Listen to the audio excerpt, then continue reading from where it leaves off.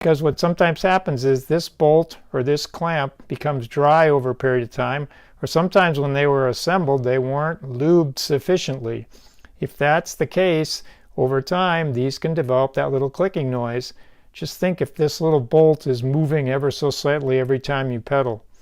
So with your spray lube, I want you to lay your bike on its side. You can even lay it on one side, then flip it over, lay it on the other side, and repeat the process.